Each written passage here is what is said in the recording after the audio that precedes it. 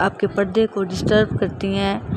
मतलब कि अगर आप बैठे हुए हो तो आपकी पिक्स वगैरह बना के किसी और जगह पे सेंड कर देती हैं।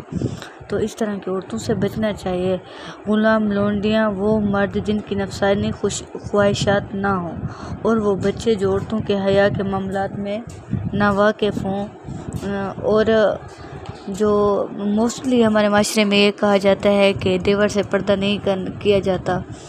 देवर के बारे में हदीस के मुताबिक है, हज़रत सल्लल्लाहु ने फरमाया है कि देवर मौत है घर में, उससे पर्दा लाजमी है, देवर से करना चाहिए। और कुछ लोगों ने मुझे ये भी कहा कि जो बहनोई होते हैं उनसे भी नहीं करना चाहिए।